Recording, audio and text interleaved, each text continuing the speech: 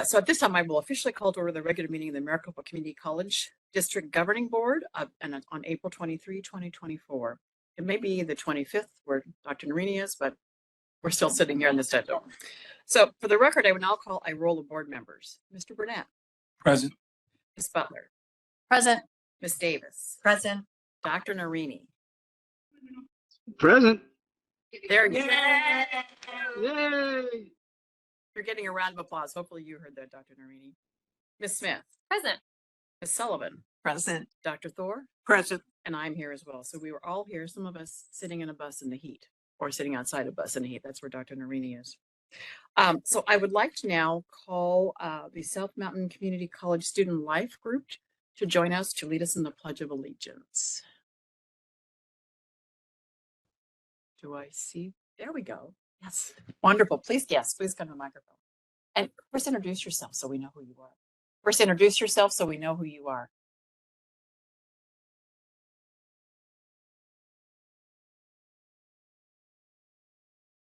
Hi. Okay. Hi, my name's Kayla Simpkins, and I will be reciting the Pledge of Allegiance. Thank you, Kayla.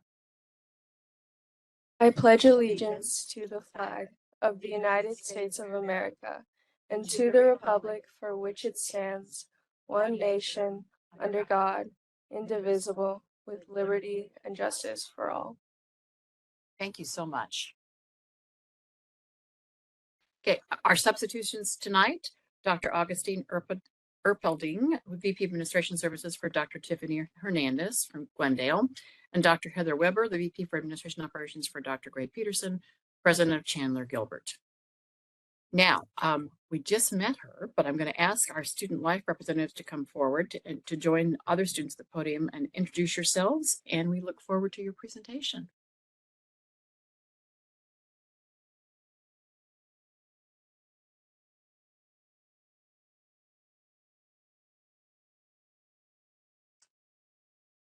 Welcome. Hello, thank you for having us. Good evening, President Sullivan, members of the board, Dr. Gonzalez, members of the CEC, and guests. My name is Naya J. Vasquez Hidalgo, President of Student Government, and I am here with you today to represent South Mountain, where students' voices are amplified. Next slide, please. Oh, she's a little zoomed in, zooming out, please, so sorry for the presentation. Thank you. Our advisors, Lucero Criel and Luis Fragoso, have been a beacon of support, guidance, and innovation. Not only do they continuously uplift students, faculty, and staff, but contributed largely to the increase of on-campus clubs, student engagement, and confidence within our student body. Next slide, please. This outline provides a quick overview of the topics we will be covering today. At the end, we will conclude with a quick call to action. Next slide, please. When it comes to shaping the future on our campus, student government has rich representation on our councils. We are thankful to have students like Makira Salazar, President of Phi Theta Kappa, Asia Benali, South Mountain Student Rep Senate, Alan Thompson, President of Native Student Union, and myself to bring forth student concerns and enforce positive change. Next slide, please. Hello, my name's Kayla Simpkins. I am Vice President of Student Government, and I'd like to introduce our officers who have been an integral part of the enhancement of campus life. Without them, events, fairs, and activities for students would not be possible. Next slide, please. I'd like to take the time to acknowledge our honorable members who have gone above and beyond assisting with events,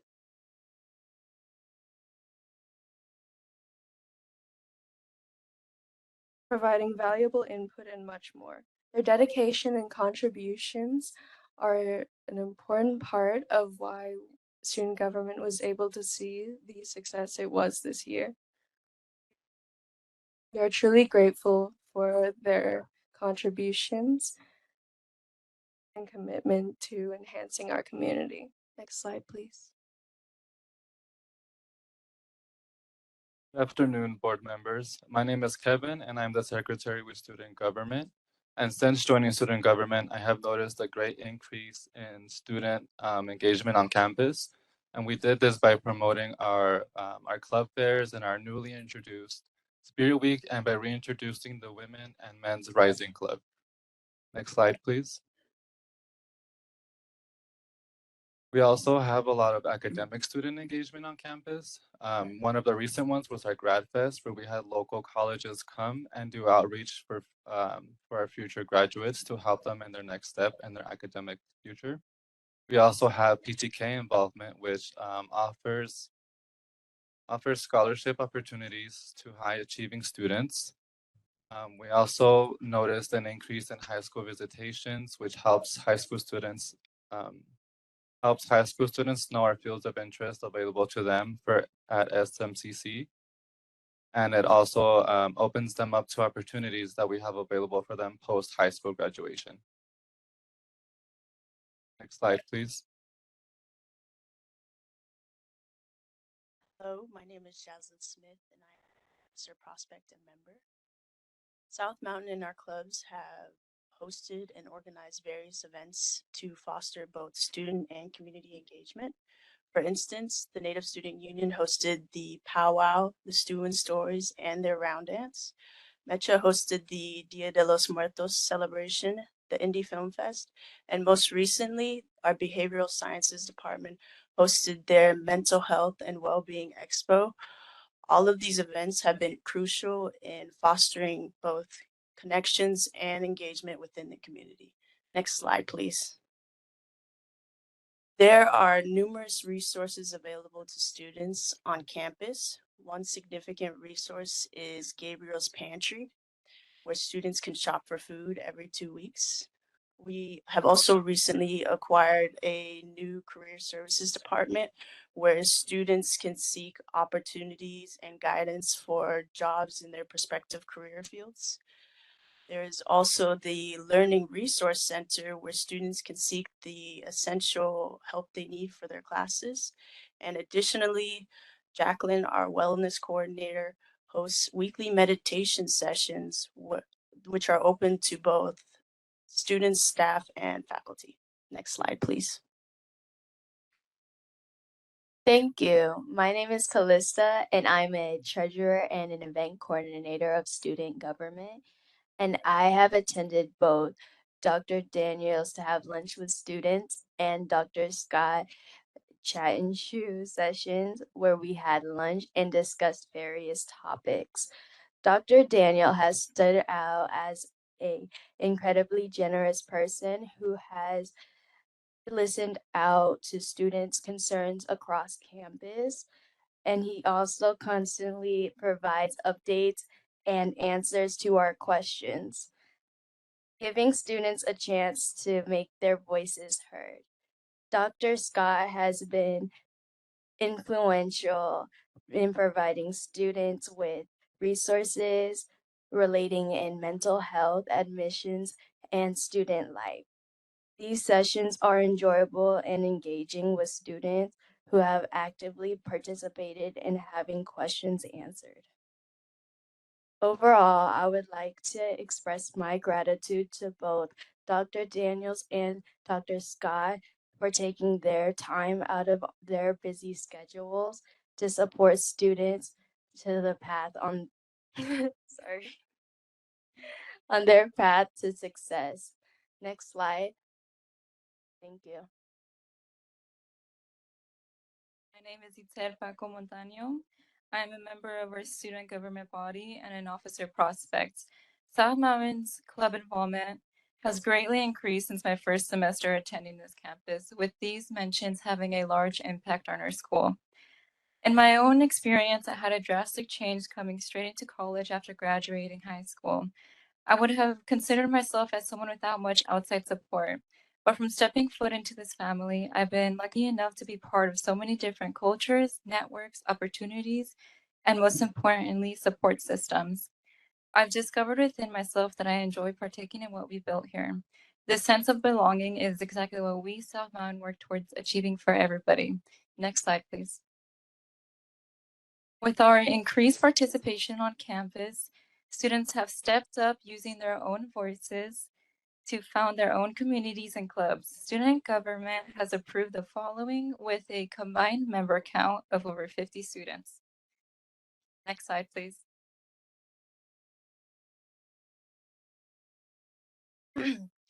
That's Asia Banali and Ashay. Hello, everyone. My name is Asia Banali, and I'm a student senator for South Mountain Community College, as well as the vice president for Native Student Union. And I am here today, although it's not required of us, we do have a huge ask for the governing board.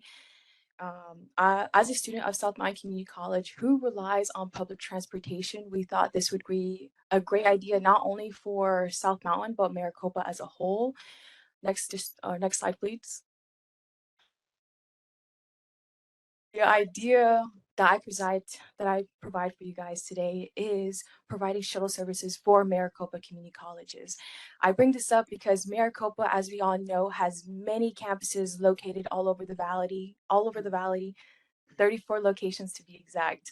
And I believe this is important because transportation is a common barrier for students to be able to access required classes. And with the lack of transportation option, it often hinders our student enrollment as well as our success. And we would not be the only one with this great idea, which is why I think it is much more achievable for Maricopa Community College, because ASU offers a great demonstration for the effectiveness of providing shuttle services for students, because they offer shuttle services for different campuses, which enhances accessibility for classes across different locations. Next slide, please. Again, I think this is a great investment for student success as well as their enrollment, because it enhances access to education to all students. And most importantly, it demonstrates Maricopa's commitment to the need of students who heavily rely on public transportation. And moving forward, I have no doubt that this will increase our enrollment. It will lead to higher student satisfaction. And most importantly, it will improve academic success because students are able to enroll in required classes. They are able to graduate on time. And most importantly, they are able to show up on time. And with that being said, next slide. Our call to action to this plan is, I know this is a huge project to partake in, but which is why I think we should start off small. And by that, I mean, we can start off with campuses that have second locations. For example, South Mountain with their Guadalupe Center. And, once we kind of see the effects of it and see the potential bus routes, which is then we can move on to the second phase, which is ultimately moving to campuses that are within close proximity with each other so that students are able to take classes at different locations. And I believe that this is very beneficial for Maricopa Community College because it establishes relationships to provide cost-effective solutions, which could ultimately be more reduced bus passes, possibly free bus passes, but ultimately the goal here is to provide shuttle services for college campuses, because although this may be my last semester here, I do want to be able to implement this idea for future generations who rely on public transportation. And I just want to say thank you guys for giving an ear to me for me, and I appreciate that. Thank you. Chat.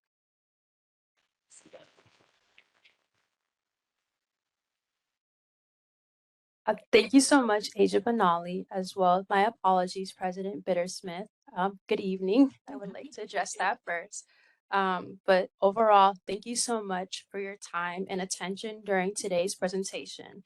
Over the past 5 years, I've grown with South Mountain in numerous ways. When I obtained my GED, South Mountain became not just a stepping stone in my educational journey, but my first tangible milestone. The resources provided by South Mountain have opened many doors and opportunities, both academically and professionally. Coming back to South Mountain, I initially doubted my potential for success. I faced challenges with my mental health and uncertainties about my future that affected my resilience. However, through perseverance and the support of this community, I've become an accomplished student who I hope to give back to my institution. I hope through our shared experiences, you leave with a deeper understanding that South Mountain is more than just an educational institution. It is the college with a heart. Thank you.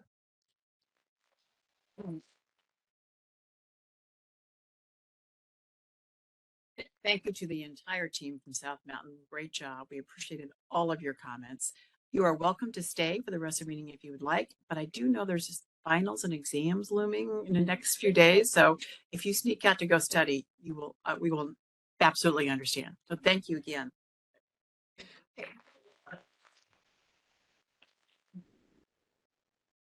I appreciate the invitation. However, we will respectfully decline as we are studying for finals. So, Absolutely. thank you so much. Right decision. Right decision. Have an amazing night, you all. Thank you. Great job.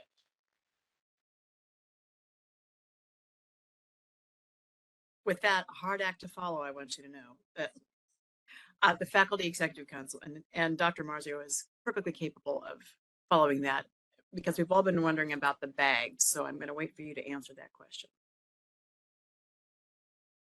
You hear me? There we go.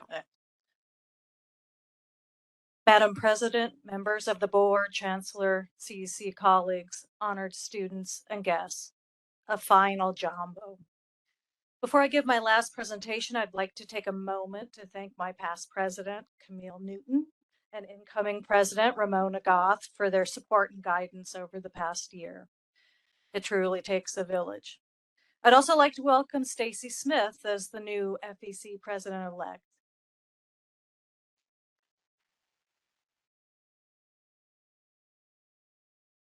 11 long presentations ago, I first used the greeting Jumbo in the hopes that my presentations, in addition to being informative, would make you smile. You probably never thought you'd witness the conferring of a PhD on a bearded dragon, but there you go. I've had the privilege of representing the faculty of Maricopa, and I hope the work and individual faculty highlighted in my speeches have made you proud to serve on the board. When people found out that I was going to be the FEC president, they asked me what motivated me to take on the role. Was it perhaps the keys to the executive washroom on the 6th floor, or insight into the secret CEC handshakes? Was it unfettered access to the movers and shakers in the district, or maybe something else? In trying to answer this question, what came to mind was something Arnold Schwarzenegger's father said to him as a child. Now, granted, I would not have agreed with the man's politics, but I do agree with his advice to his young son. He said, whatever you do in life, be useful. When I think of our 1,500 strong faculty body, I believe the mantra defines their worldview. Speaking with family about their family history, you will learn that many come from servant leader backgrounds, having parents in the military, public service, or educators themselves. It's woven into our DNA to be useful. And when it comes to education specifically, while there are those who say those who can't teach, I would say those who can teach. Useful we will be. We will be present, teaching almost 2,000 classes this summer. We will be encouraging, offering a variety of early college summer programs from multimedia madness and the magic of musical theater to a stimulating summer. Get it? Stimulating summer. Creative writing to crack the rack cyber experience. So speaking of stimulating, that brings a dad joke to mind. Did you know that there are 3 types of people in the world? Those who can count and those who can't.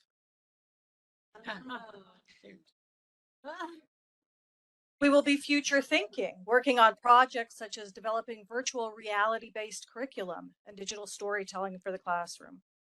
We will be curious. 11 faculty will be taking sabbaticals this next academic year. Topics of research will range from incorporating Mexican arts, culture, and history into music curriculum, to building thinking classrooms and community college mathematics, to student-centric scheduling, and artificial intelligence ethics modules. We will be far-reaching, with study abroad programs ranging from Milan to Mexico, Fukuoka to France, Namibia to Nice, Costa Rica to Canterbury. And when we return in the fall, we will once again be renewed, re-energized, and most importantly, stewards of the future, ready to ignite talent, transform lives, and enrich our communities through teaching, learning, and service. I will close not with a haiku, but rather with a Ralph Waldo Emerson quote. Be silly, be honest, be kind. I'll leave you to your own devices to be honest and kind, but I think I can help you be silly. The next few months promise unique challenges for our district, state, and country. When you find your anxiety or ire rising, I would encourage you to consider pulling out what is in your paper bag, which you may open now, and put it on, even for a minute or two. Instant relief, cheaper by far than medication. And with that, I will say, Sante sana, abiento, slanagus, wale, dos vidania, and good night. Lisa, thank you. Thank you for your service for FEC. We appreciate that. And we will think of those. And my camera is not out. At the moment we needed it, wasn't fast. There we go. Yes, absolutely. Ms. Sullivan. Madame Martial. Travail fait bien. Merci. A fitting. And I conclusion. can't open this, otherwise I'd wear it. Thank you.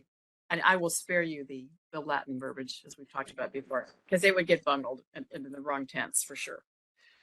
Let us now turn to the Adjunct Faculty Association report. Ms. Kimbush. Welcome. Good evening. Good evening to President Smith, governing board members, Chancellor Gonzalez, members of CEC, and all the others that are joining us tonight. First of all, I start the evening with a big smile on my face, partially because of Lisa and her always engaging presentation, but also because of the South Mountain students. They were truly wonderful tonight. They were eloquent, they were well-spoken, they brought a really great attitude to this and sounded so professional. And it's not my home college, but I can't help but root for anybody that is trying to move forward with their success. So I'll move on to the adjuncts now. On April 13th, we had our most recent APG meeting, and for the first time in over 4 years, we met in person. Not all of us, some people couldn't make it that day, but those that did, we had a wonderful time getting to know each other in person. Some of my reps I'd never even met face to face, only virtually. And we had great conversation. We talked about some ideas of how we can move forward some adjunct business over the next year. And it was truly a nice way to share our time on a Saturday morning. Two of our reps, Mozaru from Gateway, he shared some information about some data research he's conducting to evaluate challenges regarding adjunct faculty, including tenure inequity, course allocation and load, retention and engagement, and trends and emerging needs. And he intends to use this in regards to alignment with the MCCCD strategic plan. And another one of our reps from Glendale, Mary Zatazzello, sorry, has uncovered data in regards to DEI that we all went, wow, what an interesting idea. She found that the data suggests that adjunct faculty have more in common with our student population than residential faculty because of our diversity in our adjunct faculty. I don't know how we're going to use that yet, but we thought it was very interesting because we realized it was something unique about what the adjuncts bring to the college system. I will be here 2 nights from now because we get to celebrate our adjuncts. We're having our Outstanding Adjunct Award here, and we will be celebrating 30 outstanding adjuncts, 3 from each college. And we're looking forward to singing their praises and giving them some lovely awards. Our handbook team has finalized our updates to our handbook, and we're going to be sharing that out to our constituents this week. So we will be sending that out to many people, and we would love to get your feedback on that. We've sent out our calls to serve for 6 positions for adjunct faculty that have either termed out or have chosen to leave for personal reasons. And so we've already gotten some good response on that, and we're looking forward to finishing up our elections with that. And finally, we're also discussing how we will be sharing the duties of Gail Haas. And I don't know how many, I know a lot of you know Gail, and Gail has worked with us, and her work is coming to an end soon. She's worked with as a rep in the past, and she's been a mentor to both the AFG or AFA and now AFG, providing her extensive institutional knowledge and support for us as a group. And we're happy that she has lots of opportunities, but we're going to miss her greatly. And so I wanted to honor her by just mentioning that she's been a valuable part of our organization. So thank you very much. And as we all go, oh gosh, I liken it to sliding into home, getting, filthy, dirty, and exhausted as we reach the last couple of weeks of the semester. I wish you all a home run. Thank you very much. Thank you very much. We do not have a verbal report tonight from the staff representation. So let's move on to the Emeritus Awards and Recognitions part of our agenda. And if I could give those, I know a couple of our recipients are here virtually, but if I could ask the presidents or the presenters for Rio Salado, Phoenix College, Chandler Gilbert, and Mesa to come forward. And in turn, we'll start first with Dr. Smith from Rio Salado for Angela Kwan.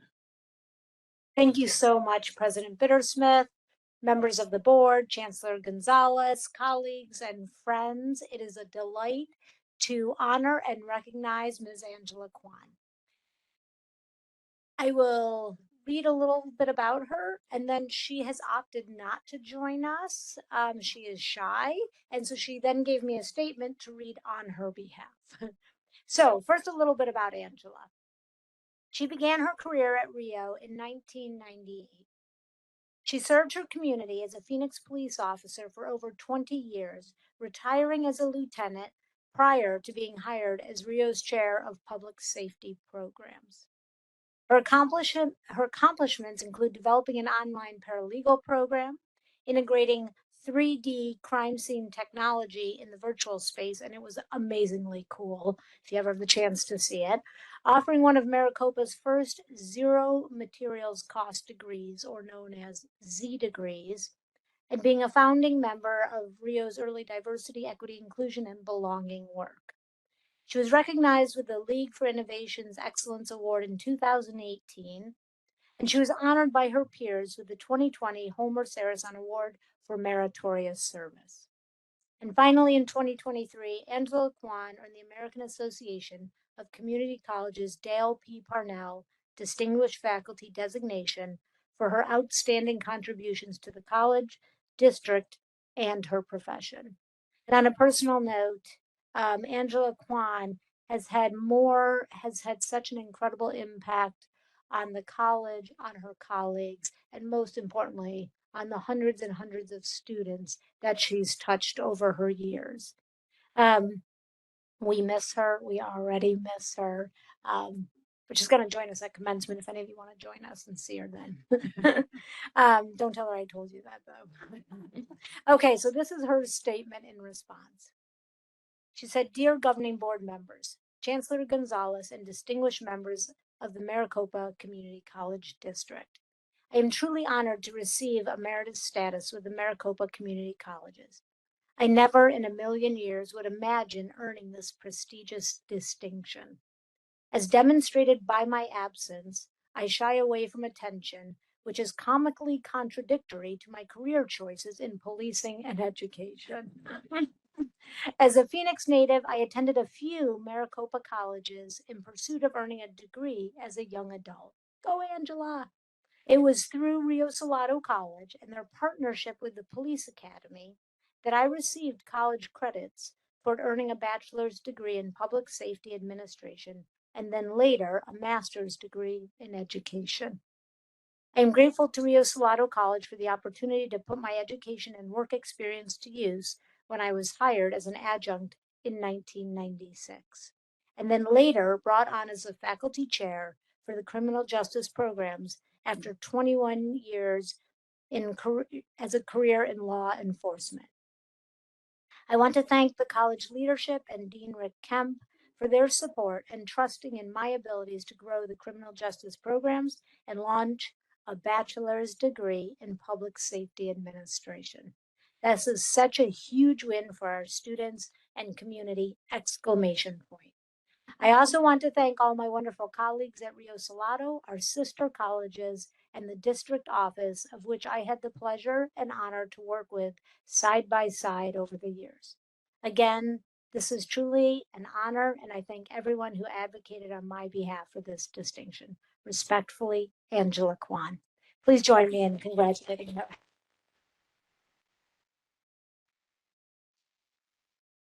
Thank you. Now, Kay Hilder of Phoenix College, Dr. Britt.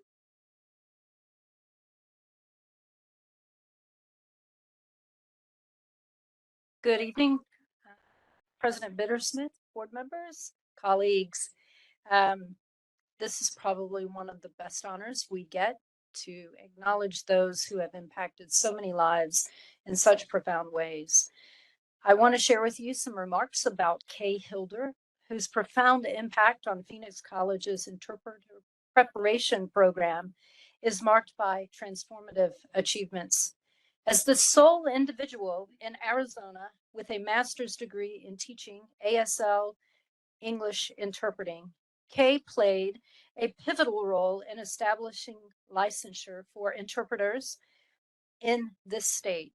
Her comprehensive revamp of the IPP included expanding courses, developing curriculum, and securing over $200,000 in grants. Notably, she co-established the very first certified deaf interpreter program in the state of Arizona.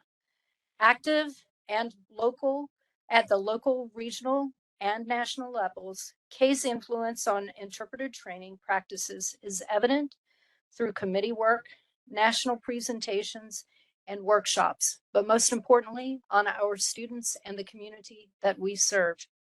Her leadership has been instrumental in achieving accreditation for the PCIPP, making it one of few accredited programs in the country. This was a massive lift, and we are very proud of her, and we earned that certification this year. I want to share that Kay takes pride in the graduates actively contributing in the field, as well as her fellow faculty at Phoenix College. Kay, we will miss you. We already do, and we are extremely proud of you. And she is so well deserving of this recognition. And they didn't tell me if Kay was coming, so. I would also like to acknowledge and invite Liz Sakar to join me as we honor Dr. Andrew Holycross from Mesa Community College. Dr. Holycross was named Professor of the Year during his tenure at Mesa Community College in recognition of his teaching accomplishments. This is a pretty big process there to be selected by students, peers, faculty, and administration. He helped design the Saguaro building at the Red Mountain campus, a LEED certified building with numerous innovative displays and snakes, just for the record. I stay away from those. Terrible fear. He led a team of faculty that created the Synagogue at RM, an outdoor classroom conservation demonstration project and breeding facility for endangered species with USFWS and AGFD. He started a student club, the Adventure Association, that has taken students on adventures in the Grand Canyon, Alaska, and California, teaching students self-sufficiency and helping build global citizens for almost 20 years. In addition, he has published several exceptional books, Snakes of Arizona, yay, as well as a field guide to amphibians and reptiles in Arizona, first and second editions. During his tenure, and these projects prominently featured MCC logo and were featured by institutional advancement in press releases. I want to invite Liz, who is his department chair and a member of our faculty Senate leadership at Mesa, to offer a few personal remarks. Liz? It's many years old. Hold on. President Bittersmith, members of the board, Chancellor Gonzalez, members of CEC, and guests. My name is Dr. Liz Chakar. I am the chair of life sciences over at Mesa Community College. And let me just start by saying that Andy and I were both graduate students over at Arizona State University. Now we didn't overlap in time. He had graduated a number of years before I ever got there. But when I was there were all these stories about Andy Holycross. Now, granted, most of the stories were from my advisor and they were in the realm of cautionary tales. However, they definitely piqued my curiosity about who this Holycross character was. Lo and behold, like years later, when I graduated and was hired by Mesa to teach out at the Red Mountain campus, I had the opportunity to meet him. And as Dr. Britt read to you, he's done some amazing things at that campus. Before being the chair, I was the assistant chair out at that campus.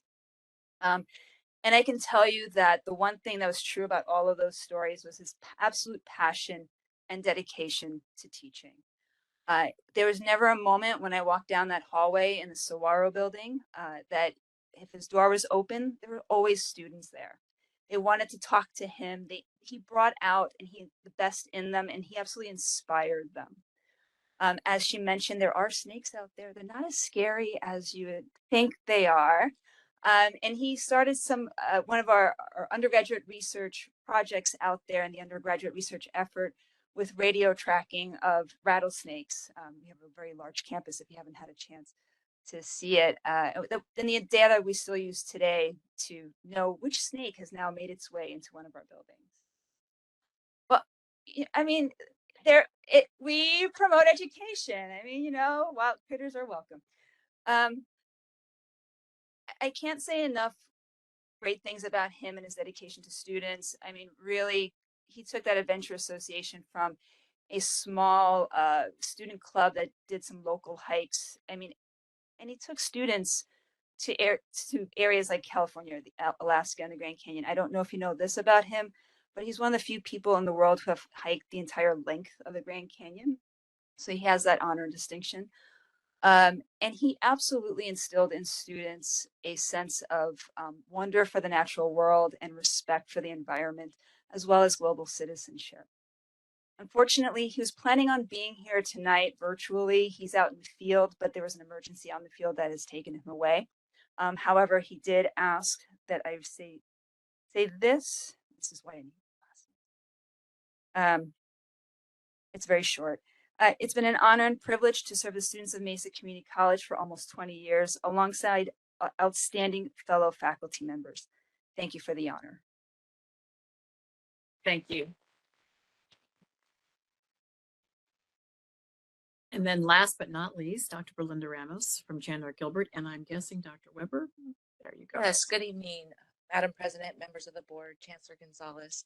I'm honored to be here tonight on behalf of Chandler Gilbert to recognize a longtime faculty member and just a wonderful, amazing human being, Dr. Belinda Ramos. In order to speak a little bit more about her, I'd like to invite her colleague up here, Dr. Steve Silverman, to say a few words.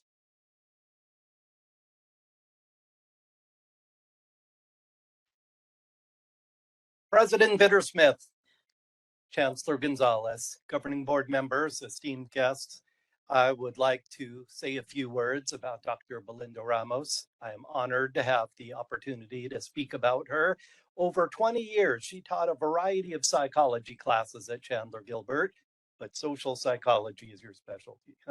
That is the one that she will be known for and remembered for forever. Many leadership opportunities were available to her, and I think you jumped on just about all of them, huh? It seemed like Belinda was always on campus too, with that big smile and helping students and engaging with them. And the ironic thing is she lived nowhere near campus. I think you drove past the other 9 colleges on the way to campus, Chandler Gilbert, didn't you? Yeah. Okay.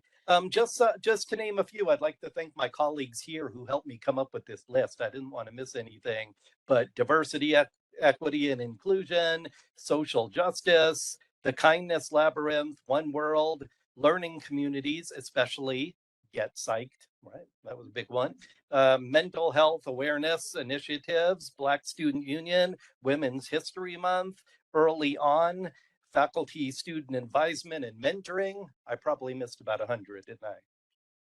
99, okay. On a personal note, Belinda and I really got to know each other 2 decades ago when I was asked to be a FIP mentor, FIPP. Am I the only one that memorizes acronyms and forgets what they're for? Okay, Faculty in Progress Program, is that right? Okay, that was a long time ago. So we got to know each other. There's a concept in psychology called transference. You just make a bond with someone. That could be in a bad way too, like you don't get along with each other. But in our case, I wanted her to think of me as a brother from another mother, because that's pretty much what it was. I don't know if it was our sense of humor that we shared, or our taste in music, or love of psychology, but we have always had a strong bond with each other. And I've gotten to know not only her, but through her stories, 5 generations of her family, from her grandmother to her grandkids who are here. And thank you for helping us celebrate. We are just going to miss her so much. She was such a valuable part of our faculty, of the college itself, and of the district. So I know that you said it's not a retirement, it's an evolution. I like that. All right. All right. Dr. Ramos. Governing Board, Dr. Gonzalez, friends, and others. I am so just thrilled to receive this award. I know that I'm a long timer, but I'm also so grateful that my colleagues saw something worth recognizing in me and made this possible. So I don't have a lot of words for you, but I want you to know that Maricopa Community Colleges have been a part of my family's life since South Mountain was a cotton field. Do you remember? Okay. My baby sister here attended South Mountain when it was just one building, or were there 2? Just the one. I have taught for a long time at Chandler Gilbert, but I have a grandson here who finished up at Rio while he was in high school. Yay, dual enrollment. And he'll graduate from ASU May 6th or 7th. I'll be at both. And then I also have a gaucho sitting here, and I won't tell you what he threatens to do to coyotes. We'll just leave that as a family secret. So thank you so much for this honor. And Dr. Gonzalez, you know how to do the humor thing. Chandler Gilbert believes that there are 3 paths to success, and I know my math. The 3 are to be kind. The second one is to be kind. The third one is to be kind. So I have something, if I may approach, that I would like to give you all, and then I'll call it a night.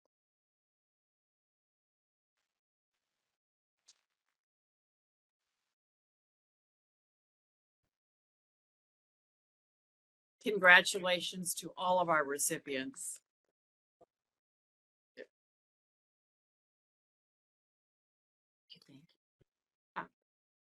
In case you're wondering, these are not additional red noses, but they are be kind seeds to flower and grow the concept. I think that's paraphrasing what I believe the purpose is. Again, congratulations to all of our recipients. And maybe one more round of applause for everybody.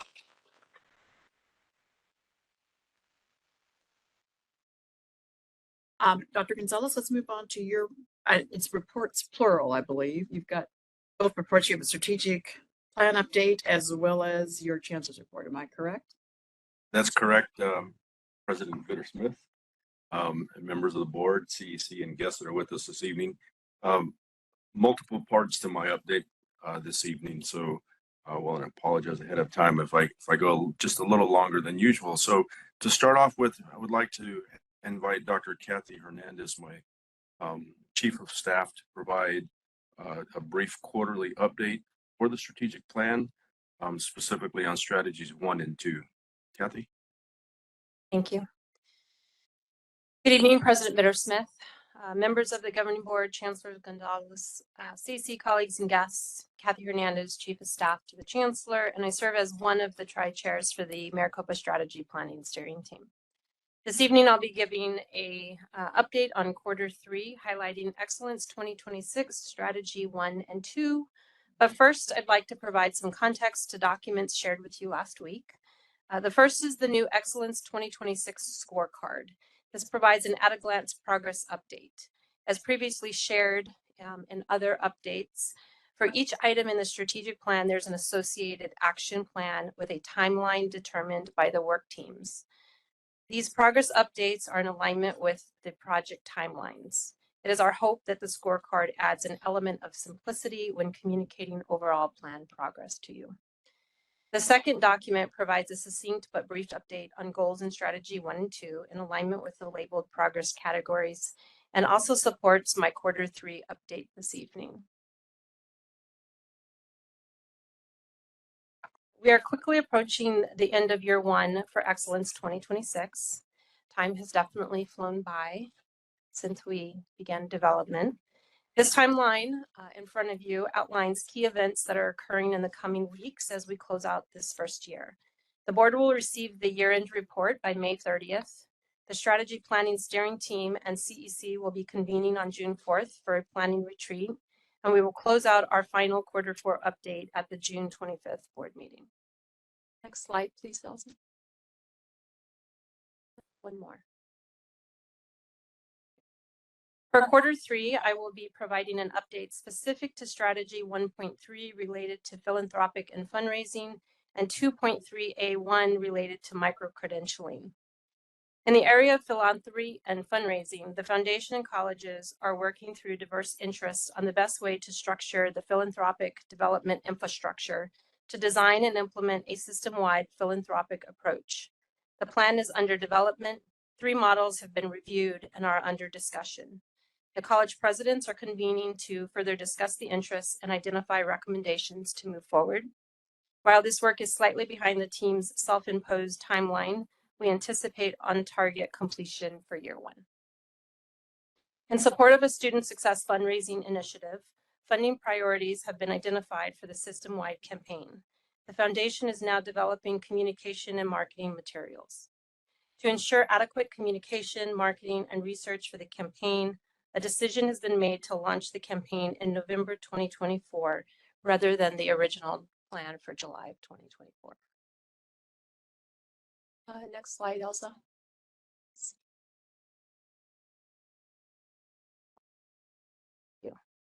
In the area of micro-credentialing, we've completed 2.3A1, having a documented inventory of more than 1,784 micro-credential eligible programs. This inventory includes current credit or clock hour courses, certificates, and degrees believed to lead to industry certifications, state licensures, or other credentials based on their description, as well as non-credit offering. This work supports and informs the next steps of expanding system-wide micro-credentialing as outlined in Excellence 2026. This work has been shepherded through our Workforce Development Office. That concludes my Q3 update, and I'd be happy to take any questions. Thank you, Dr. Hernandez. Are there questions or comments? I know several of our board members are involved. Review process. Sullivan, Smith, anything? No questions? If not, it was very helpful to get the materials in advance too. We appreciate that with the the detailed updates. Dr. Gonzalez? Sure. Thank you. Thank you, Dr. Hernandez. At this time, I would like to invite up Dr. Lisa Ray Armour, our Executive Vice Provost and Chancellor, Executive Vice Chancellor and Provost, and Dr. Patty Finkenstadt. If you could please come up. I would like them to share with you how we will be addressing responses to governing board requests, particularly as relate to student course fees, and to provide an update on the student course fees task force, and to clear up any questions on the purpose of that group and what next steps for that group looks like. So, Dr. Finkenstadt. Thank you. Good evening, President Bitter-Smith, members of the board, Chancellor Gonzalez, members of CEC, and guests. My name is Patty Finkenstadt, and I am the Associate Vice Chancellor for Faculty Affairs. Instructional councils are a primary mechanism for ensuring a dynamic and faculty-owned curriculum, supporting collaboration within and across the colleges, avoiding duplication of efforts and curriculum, and leveraging our collective strength in supporting the success of our students.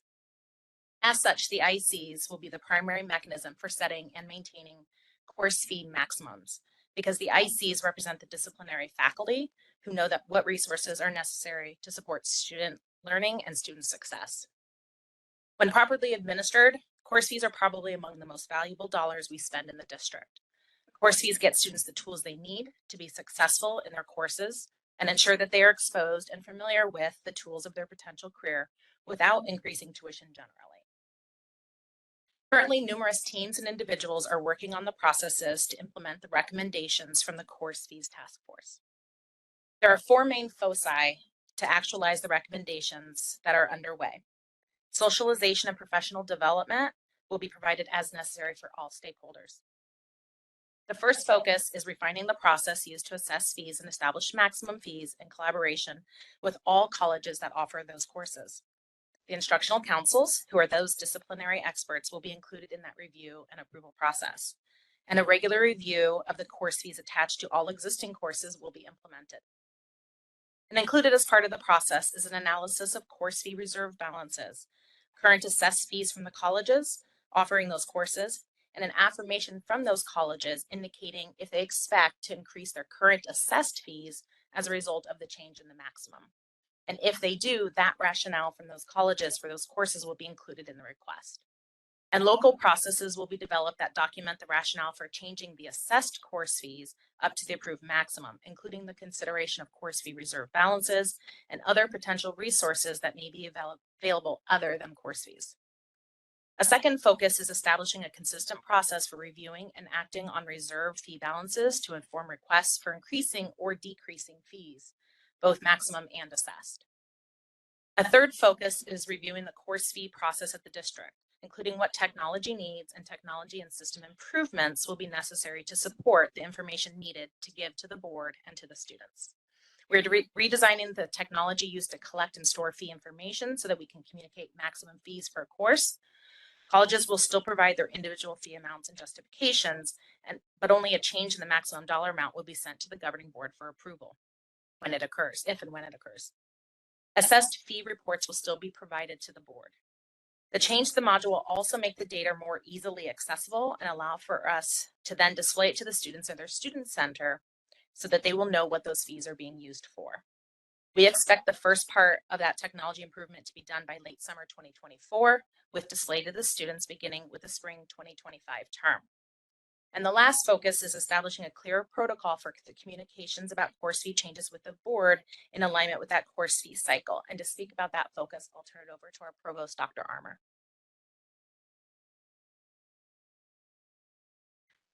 Good evening, President Bitter-Smith, members of the board, Dr. Gonzalez, members of the CEC, and guests. Thank you very much, Dr. Finkenstadt. She's left me the easy job of addressing our fourth focus, so I'll be brief. The fourth area of focus is establishment of communication protocols with the governing board regarding recommended course fee changes. Recommended course fee changes, as you know, come to the board as agenda items addressing how the course fees will help students advance their learning objectives, how the fees will be used, and which supplies to be used directly by students are being funded through the course fees. Should questions be posed by members of the board about recommended course fee changes, either during agenda review or during a board meeting, we'll talk about the agenda review first. Written responses will be provided by Academic and Student Affairs by Friday noon, the week of the agenda review. If by that deadline questions remain unresolved, we will be pulling the associated course fees from the current board agenda, and we will propose those for consideration at a future board meeting. Response deadline adjustments will be made for summers when we have 4 10-hour days for staff rather than 5 8-hour days. At both agenda review meetings and the board meetings, our presidents and vice presidents will be available to take questions about the course fees for courses that are offered at their respective colleges. The course fee task force, whose purpose is to make recommendations for continuous improvement of the course fee process, will meet in May, that's next month, early next month, to review a draft tracking document intended to serve as a template for quarterly updates to the board. And those will be about implementation of the recommended improvements coming out of that course task fees task force. Following the May meeting, the course fees task force will meet twice per year at minimum. We will actually hold open meeting times quarterly, and those will just be used as necessary. So thank you very much. Happy to take any questions you wish. Thank you both. Questions? I have a question. Do you mind just clarifying the point that was made about these are the most valuable dollars we spend in the district? The idea there is that, oh, I'm sorry, Ms. Smith, President Bittersmith, members of the board, Chancellor Gonzalez.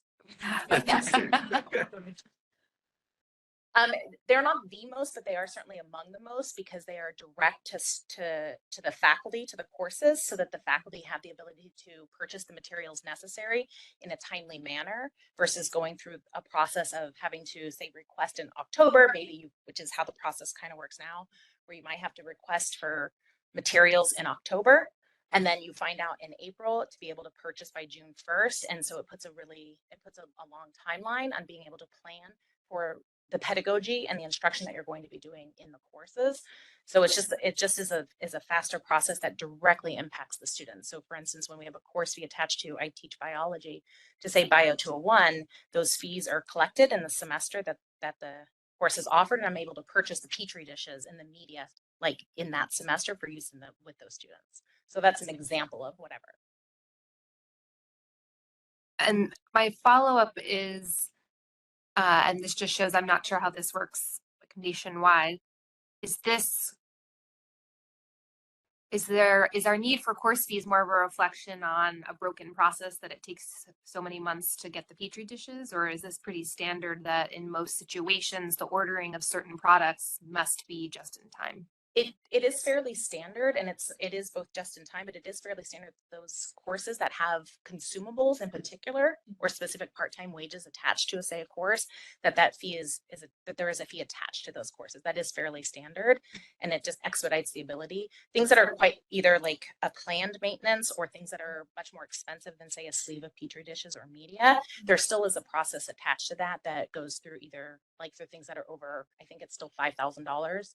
So, but it is fairly standard for those course fees to be attached to courses with significant consumables, which is why you keep seeing those requests attached to our courses. Thank you. Mm-hmm. Other questions? Ms. Sullivan? Thank you. I don't have a question. I just want to express my appreciation for you, Dr. Amor, and you, Dr. Fingenstedt, for addressing these concerns that I know we've kind of muddled through and talked about at other meetings. So I appreciate your identifying for foci and certainly the conclusion where you would be communicating to us in a certain way and the opportunities that we will have to engage with you. So thank you for listening and thank you for the conversation. And I see other board members' heads nodding, so I think that's for the board. Ms. Bittersmith? Thank you both. Thank you, Patty and Lisa Ray. Dr. Gonzalez. Continuing on with my Mr. Bittersmith? update, President Bittersmith Can and members you of the hear me? board. You can't hear me. Oh, Dr. Marini, my apologies. Yay! Please. That's okay. Thanks. I just want to express my appreciation and thanks for all the work that and patience everybody has put in through this. And, you know, I know it's an ongoing process and I know it's going to refine the process and it's just going to help the students more. So I really appreciate all the work and patience and understanding of the staff and faculty to help us get us to this point and as we go forward. So thank you so much. Thank you, Dr. Narini. I'm getting questions from the board as to where you actually are.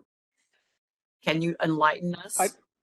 I'm on a bike on my way someplace outside of Bangkok after 13 days of riding over 300 miles in 105-degree temperature with 81% humidity. So it's been a lovely vacation. Yes. So clearly my description of vacation and yours are very different, but I'm impressed and we commend you for being here with us this evening. And just holler if I don't hear you, just I'll count on the board to let me know that you have a question. Thank you, Dr. Narini. Thank you. I've got the rest of the group waiting for me, so I'm going to catch up. Okay, go. Okay. Thank you, President Bittersmith. And sorry for cutting you off there, Dr. Narini. I'm hoping that's not happening on the road as you ride a bike either. Dad joke.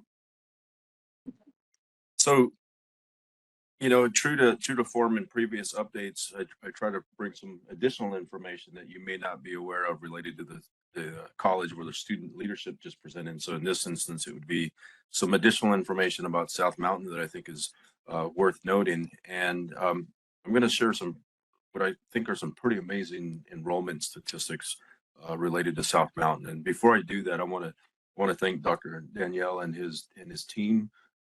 They've done an amazing job over the last year and a half of stabilizing the leadership there, working closely with their faculty and staff to really build out a robust recruitment process. And I think these numbers reflect that. I think also that they're being the college that offers the bachelor's degree in behavioral sciences has also helped tremendously enrollment, since that's our largest bachelor's degree enrolled program. So let me share some numbers. Summer enrollment shows a 42.4% increase in head count and a 53% increase in FTSE. Fall enrollment reflects a 63.2% increase in head count and a 96.9% increase in FTSE. For fall 2024, enrollment trends indicate that enrollment for in-person class offerings is 61.4% higher than this time last year. New student enrollment is up 68.4%. Returning student enrollment is up 62.9%. The number of students enrolling full-time for fall have increased over 126% over this time last year. First generation college student enrollment is up 55.4% compared to this time last year. Minority student enrollment has surged by 64.3%, with Hispanic student enrollment trending 60% higher and Black student enrollment up by 89% compared to this time last year. Lastly, we are seeing a fall enrollment growth in almost all age groups, including a 69.3% growth in the 30 to 50 plus age group. Incredible.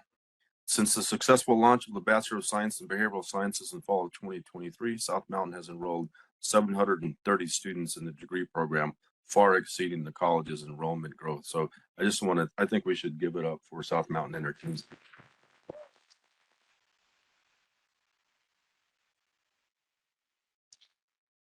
Few points of pride. Recently, South Mountain was selected as a finalist for the 2024 Legacy Award by the Bellwether College Consortium and competed at the 30th Annual Community College Futures Assembly. The Bellwether Award recognizes innovation nationwide at community colleges, and the New Legacy Award recognizes programs and services which have been in existence for 5 years or more. The college submitted for its ACE, Achieving a College Education program, which began at South Mountain 37 years ago and has demonstrated tremendous success over the years. On March 30th, South led its inaugural Mental Health and Wellbeing Expo with an impressive turnout of approximately 1,000 community members throughout the day. During this event, Viola de Solis Hispanic Leadership Institute Class of 2023 presented a donation of $2,500 to support scholarship funds for students pursuing a bachelor's degree in behavioral health sciences. The Pacific Southwest section of the American Society of Engineering Education awarded Dr. Carl Whitesell, did I say that correctly? From South with the Outstanding Community College Teacher Educator Award last Friday in Las Vegas, Nevada. Dr. Whitesell is the first Arizona Community College professor to be selected for this award. And while things normally don't, normally what happens in Vegas stays in Vegas, we're really happy to report this award on Dr. Whitesell's behalf. So congratulations to him. And that concludes my update for South Mountain. So again, good job, Dr. Daniel and team.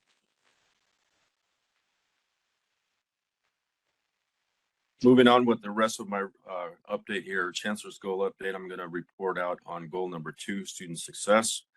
We have had a resounding interest from community college systems across the state in partnering with Maricopa on articulation agreements for our bachelor's degrees.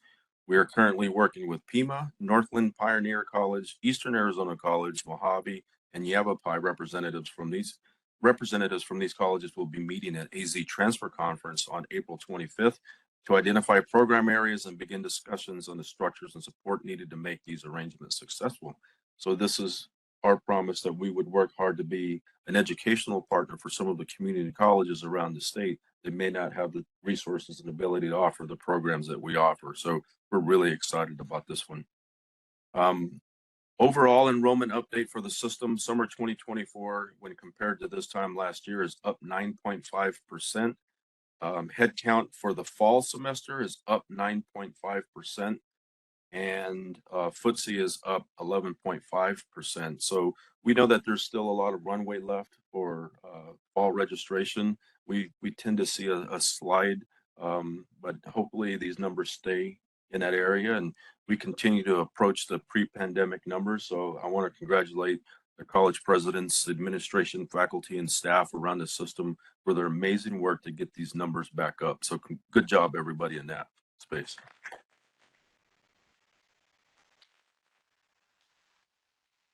A brief legislative update. The legislature has finished its schedule of committee meetings for the year and is now meeting just once per week until budget negotiations pick up. Our team is meeting with legislators frequently to promote our community college promise proposal and the inclusion of our bachelor's degrees in the Arizona Teachers Academy. So please stay tuned there. And an update on some significant new partnerships as they relate, in this case, to the CHIPS and Science Act. In March, I had an opportunity to join Intel and President Joe Biden for the announcement of billions of dollars in funding to support semiconductor projects, including expansion in Arizona. Additionally, Maricopa was included in TSMC's recent media release highlighting our Quick Start program, training and forthcoming apprenticeship pathway. This news resulted in the positive media coverage with Intel and TSMC emphasizing how Maricopa is creating programming to support the growing workforce. Some of us were in attendance today at the Phoenix Mayor Kay Gallego State of the City address, where we received multiple mentions of the good work that our colleges are doing, and even some of our college alumni were highlighted in the mayor's speech. So again, congratulations to everybody for that. President Bittersmith, that concludes my update. Thank you. Thank you, Dr. Gonzalez. Are there questions from the board? Chancellor? If not, again, congratulations, Dr. Daniel. And the rest of the team too. Everybody gets featured each meeting. So I think the board should do another round of applause for our college students. Okay, with that, I will move on to citizens interim. And as you all know, this is an opportunity for members of the public to address the governing board. In compliance with the open meeting law, the governing board will neither discuss nor take action on issues raised during the portion of the agenda. When necessary, issues will be taken under advisement and placed on a subsequent agenda. Presenting concerns to the board and the free expression of ideas should be communicated with decorum and respect, and civil or disorderly conduct is not permitted. So understanding that, I do have a few cards of people that wish to speak. We have 3 minutes allotted. If you would be helpful to me and respect that, I would be most grateful for that. Let's start with Marianne Rocafort Gardner.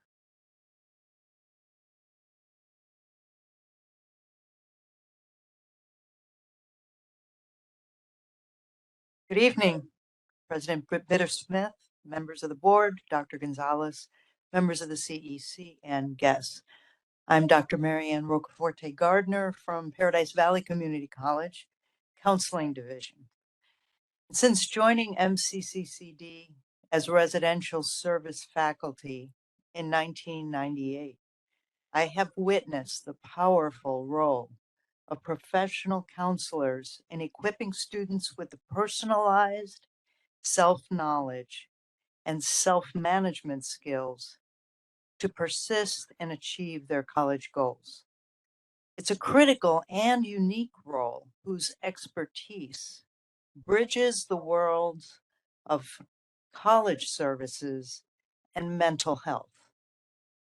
And now, as a post-retirement legacy adjunct counselor, I am joining with my fellow counseling and library adjunct faculty to promote an equitable compensation rate that will respect our contributions to Maricopa student success. And I thank you for your attention. Thank you very much. Anne Caltabiano. I hope I have not butchered that.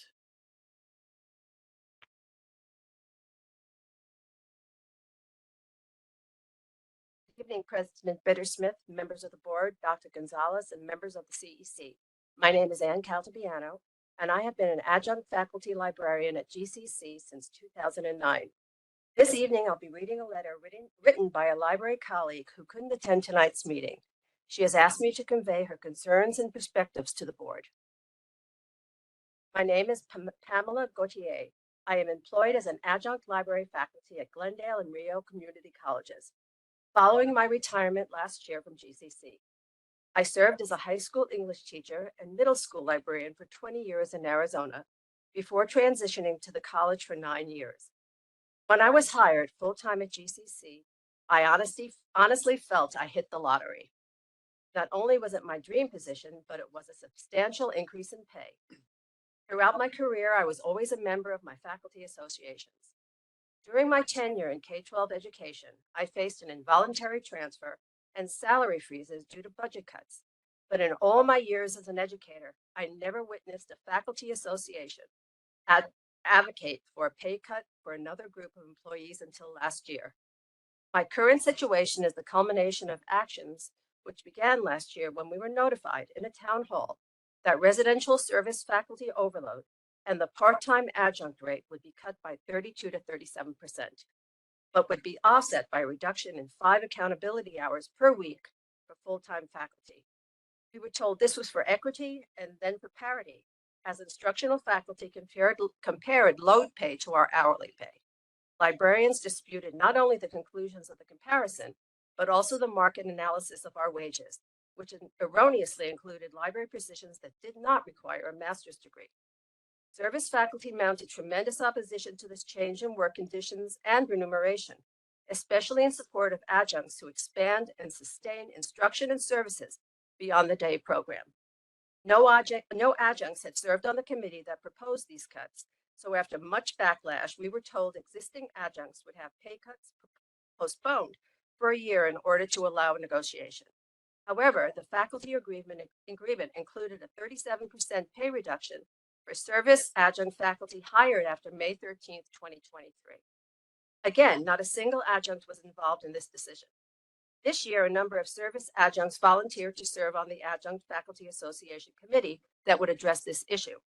However, we were not contacted and only discovered during a town hall that the new proposal included the full 32 to 37% pay cut. We repeatedly asked who the service adjunct representatives were and were at first told no one was available. Later, we were informed only AFG board members were selected.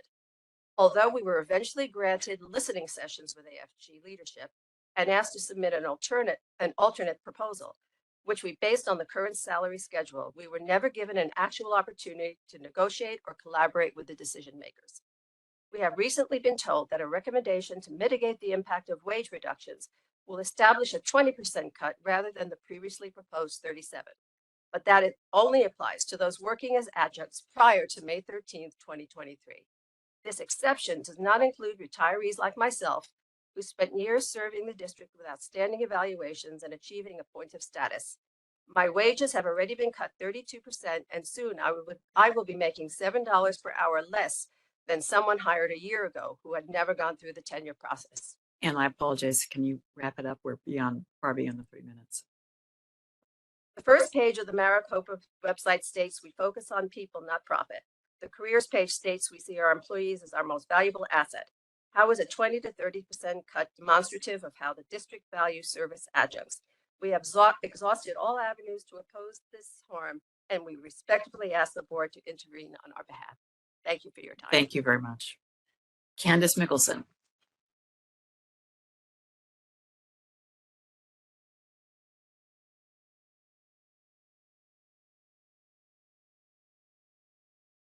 Good evening, President Bittersmith, members of the board, Dr. Gonzalez, members of the CEC and guests. My name is Candace Mickelson.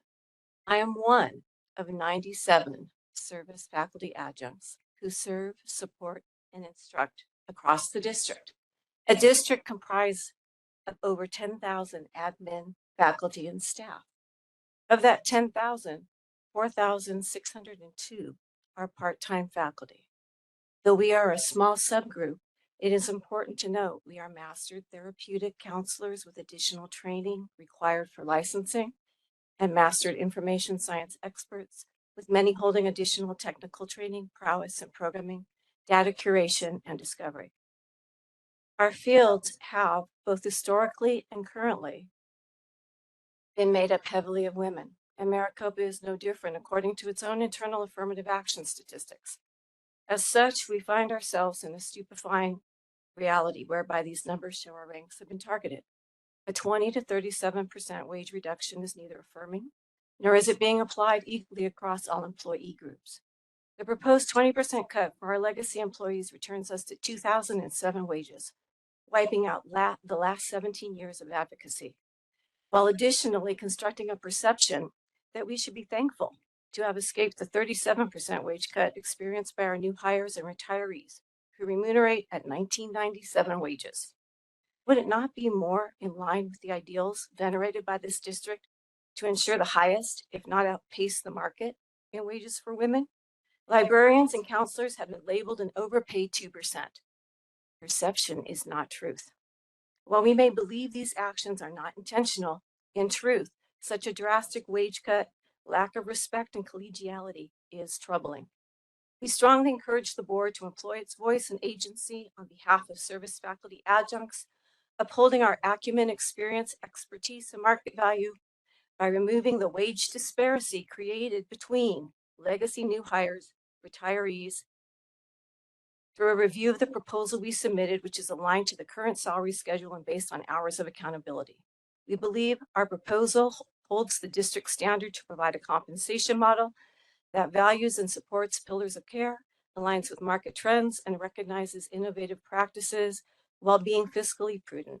Our hope is that you, the board, will embrace the spirit of shared governance and interest-based negotiations that will include our voice in meaningful deliberation regarding matters that affect our remuneration and conditions of work to reach a no-harm solution.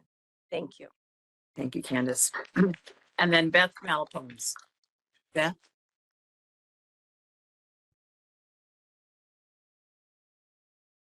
Good evening, President Bittersmith, members of the board, Dr. Gonzalez, members of CEC, and guests.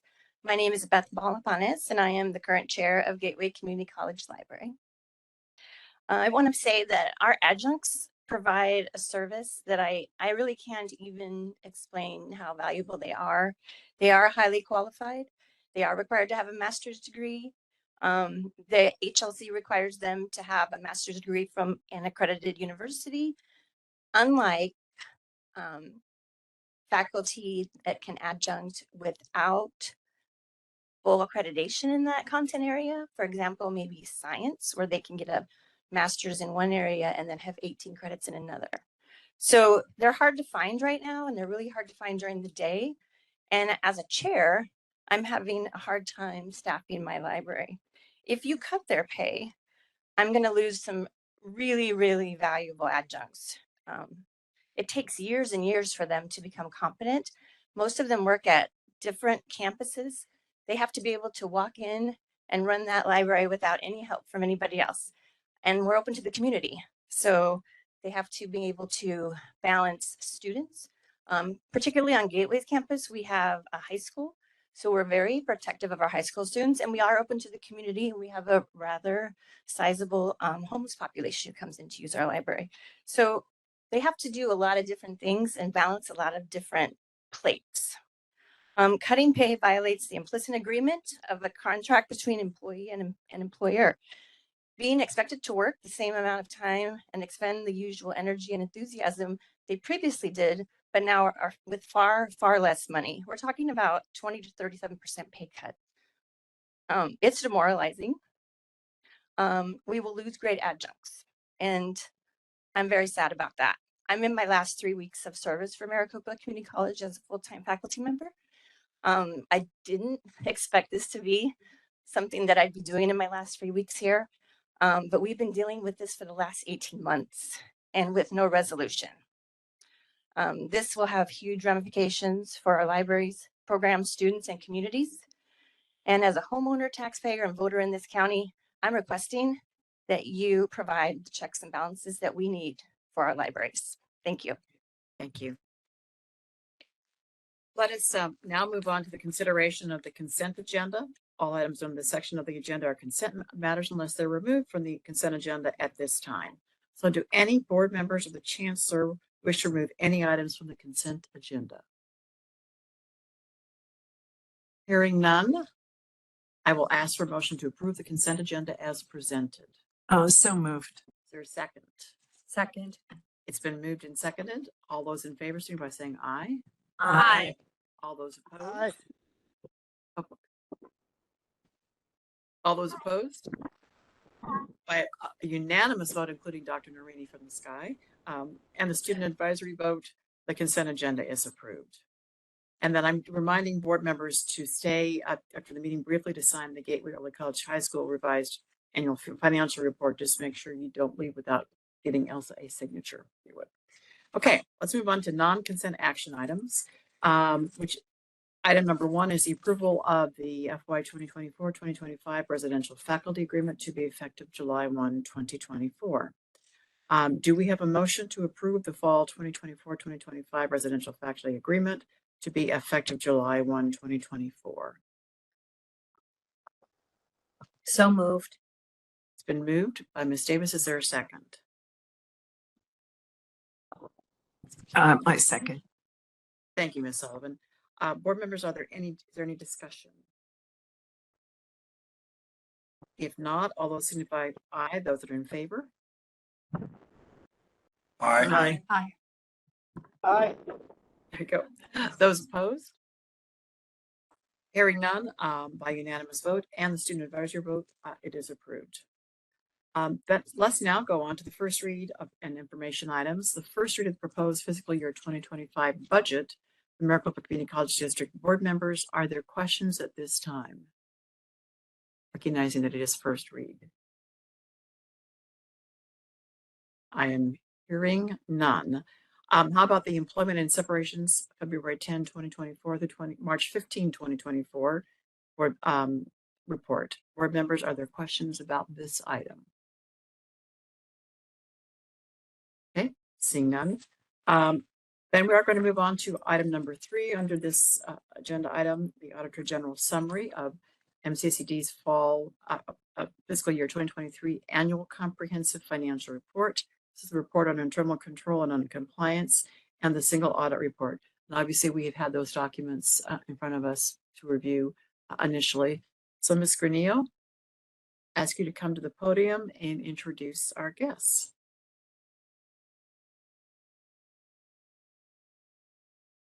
Thank you very much. President Bittersmith, members of the board, Chancellor Gonzalez, members of CEC, colleagues, and guests. I'm Kim Granillo, and I serve as the Vice Chancellor for Business Services. As has happened for the past couple of years, the Auditor General's Office for the state of Arizona is here to present the audits they performed for our system for fiscal year 22-23. It is always weird to be talking about a 25 budget and then we're talking about 23 financial statements. 3 different years going on at once. The office has performed Maricopa's audits for the last several decades. We most certainly appreciate the critical work the office does. And with that, it is my pleasure to introduce Lindsay Perry, Auditor General, Michelle Walters, Financial Audit Manager, and Erica Vargas, Financial Audit Senior, to share the outcomes of the 2023 audits. And just a note, after their presentation, I'll return to the podium with just a few brief remarks as noted in the audits. And with that, I will turn it over to Auditor General Perry. Thank you, Ms. Cornell. Welcome, Ms. Perry. Good evening, President Bitter-Smith, members of the board, and Chancellor Gonzalez. I'm Lindsay Perry, the Auditor General, and again, joining me today from my team, Michelle Walters. She was the Financial Audit Manager over the district's audits. Erica Vargas was a lead senior, and today we're going to present the results of the district's reports. So thank you for inviting us to join today's meeting. We'll cover some of the financial information in those reports and ways that the district can improve controls within our findings. Next slide, please. Before we discuss the district's audits, I want to briefly refresh your memory about the Auditor General's Office. We are a legislative agency made up of nonpartisan staff, and we provide impartial information to improve the government operations of state and local entities, including the district. My auditors are well versed in and follow many various auditing standards, including governmental auditing standards. Next slide, please. Similar to our previous presentations before the board, and as Ms. Granillo pointed out, we're here today in accordance with state law, which directs the district's board to require its auditors, my office, to present audit results and findings to the board in a regular meeting without the use of a consent agenda and within 90 days of the audit's completion.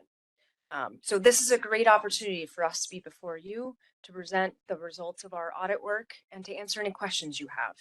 So with that, I'll turn it over to Michelle, who will talk about the 3 annual reports that we issue, as well as some of the financial information, the trends of the district's revenues, expenditures, and changes in debt position. Thank you.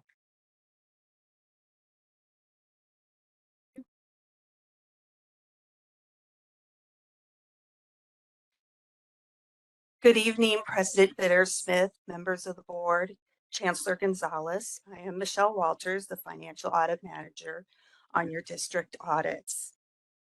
Before I begin, oh, next slide. Oh, no, we're good. Sorry about that. Before we begin, I would like to thank the district office staff for their prompt attention to our request. Together with the district, we established the report issuance deadline of December 22nd, 2023 for the annual comprehensive financial report and March 29, 2024 for the single audit report. Due to the district's responsiveness, we were able to meet these deadlines. So thank you for your efforts in providing us with our requested information when needed. Today, we'll be discussing our audit work on the 3 required annual reports: the district annual comprehensive financial report, the report on internal control and on compliance, and the federal single audit report. As we have done in the past, when your annual reports were completed, we emailed each of you a link to these reports on December 22nd, 2023, February 14th, 2024, and March 29th, 2024, respectively. The first report, the annual comprehensive financial report, presents the district's annual financial statements and our opinion on them. The objective of the audit is to obtain reasonable assurance about whether financial statements as a whole are free from material misstatement, whether due to fraud or error, and to issue a report that includes our opinions. It's wonderful to report once again that for fiscal year 2023, we reported an unmodified or clean opinion, which means the district's financial statements are reliable. The second report, the report on internal control and on compliance, is where we report any findings and recommendations from our audit of the district's financial statements.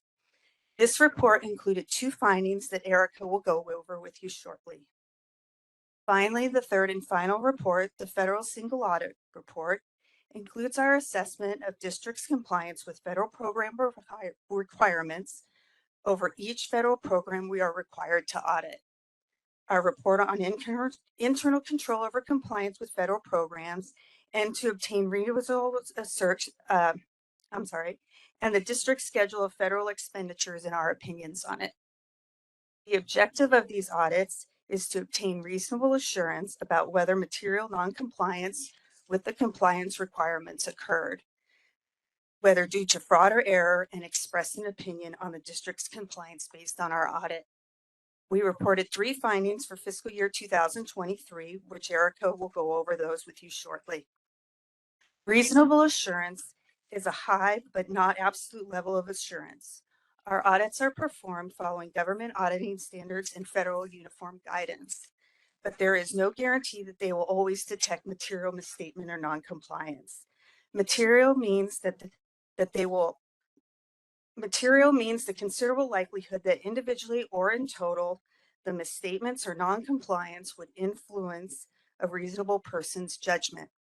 Further, the risk of identifying material misstatements and noncompliance is higher due to fraud than from error because fraud may involve a collaborative effort to commit fraud, management not using internal control, and other factors.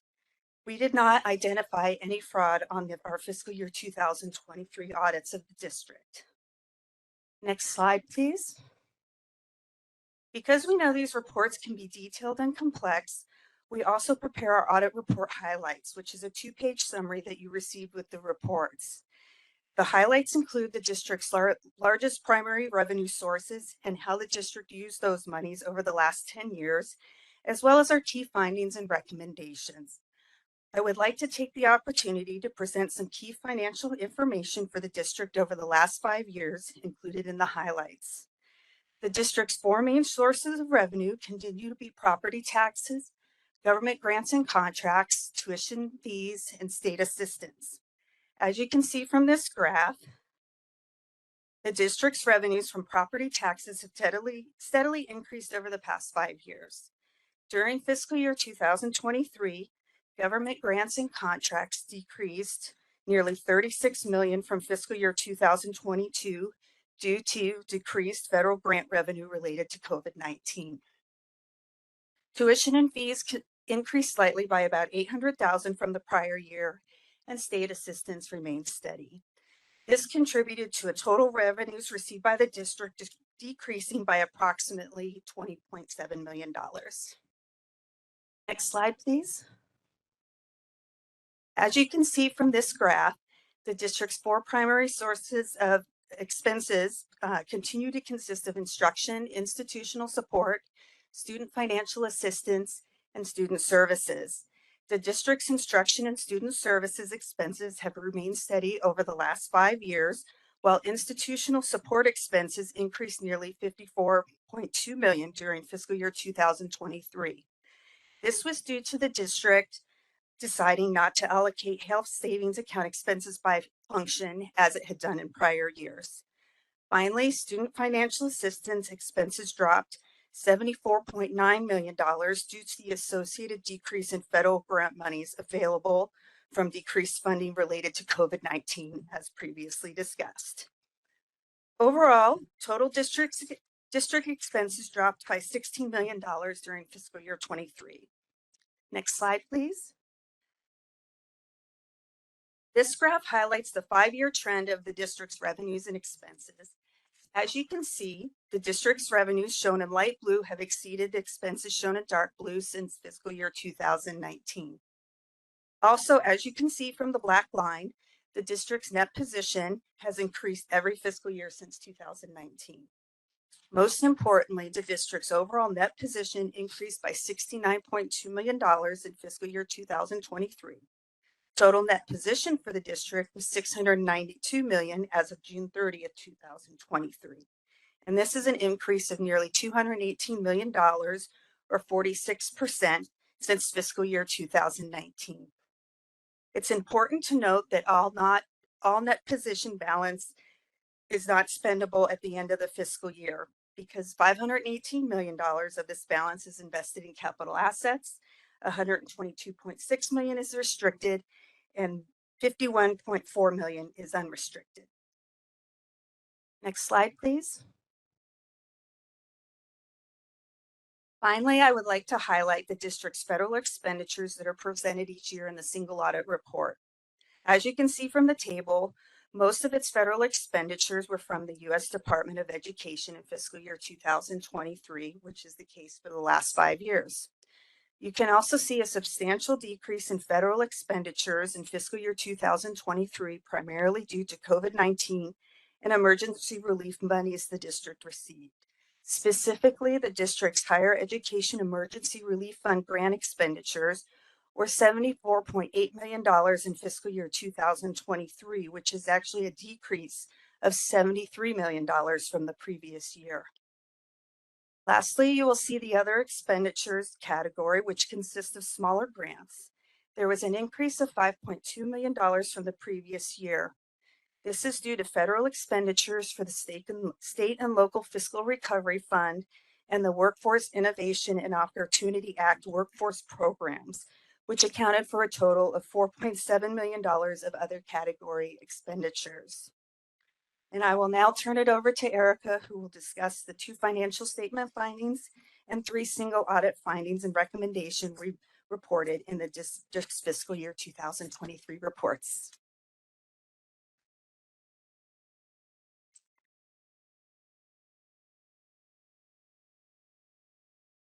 Good evening, President Bittersmith, members of the board, and Chancellor Gonzalez. I'm Erica Vargas, of the Financial Audit Senior on your district audits, and I will go over.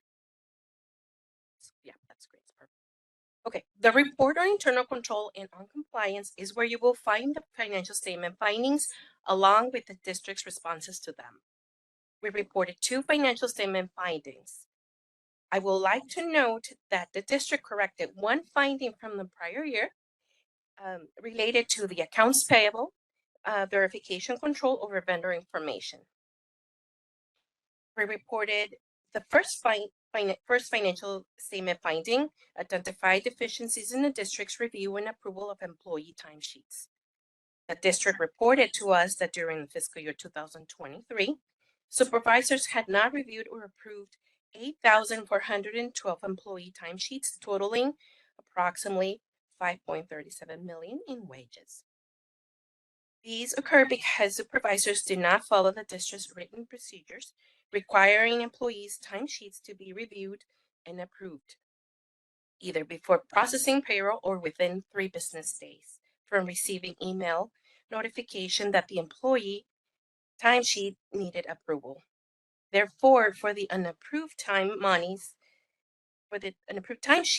the district continues to be exposed to an increased risk of fraud and misuse of public monies because it could not prevent or detect and correct employees intentionally or unintentionally misreporting their time worked or leave taken.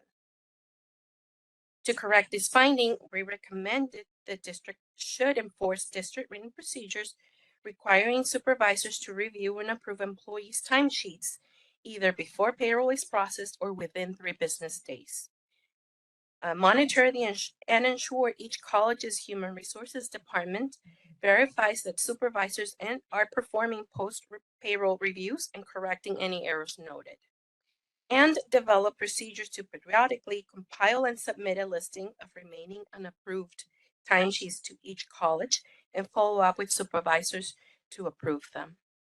This finding was initially reported in fiscal year 2014, and the district reported that it anticipates correcting this finding by June 2024. Next slide, please.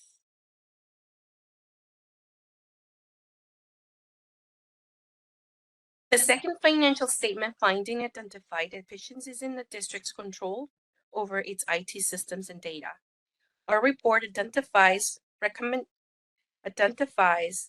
recommendations for the district to develop and document comprehensive IT policies and procedures, to monitor employees' adherence to IT policies and procedures on a periodic basis to ensure they are consistently followed, and develop, document, and implement processes to restrict access and enhance its authentication requirements for IT systems. This is a new finding for fiscal year 2023 and resulted from the district not enforcing multi-factor authentication for local resources access on premises. The district informed us that it implemented multi-factor authentication rules over all accounts accessing IT resources remotely in an effort to comply with the new Gramm-Leach Bliley Act rules over the safeguarding of student information. However, the district's implementation plan did not extend to administrative privileged accounts accessing the local IT resources on premises, as they were not subject to multi-factor authentication or other approved equivalent measure. The district reported that it anticipated fully correcting the remaining deficiencies by June 2024. Slide, please.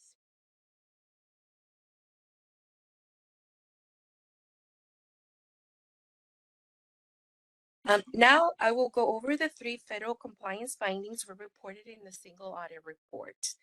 I would like to note that of the 6 federal findings we reported to you in fiscal year 2022 regarding the Student Financial Assistance Cluster, TRIO, Higher Education Institutional Aid Program, and the late single audit submission of the single audit submission, the district fully corrected 3 of the 6 findings.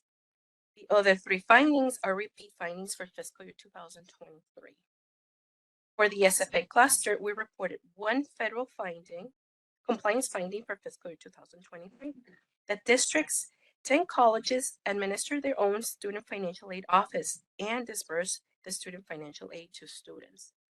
The district's office is responsible for monitoring the college's SFA office's adherence to district-wide policies and procedures to ensure their compliance with requirements for the student financial assistance programs, such as Pell Grants and direct loans, which are the 2 largest programs within the SFA cluster, comprising over 96% of the total program expenditures in fiscal year 2023. Specifically, we reported the following non-compliance with the SFA cluster.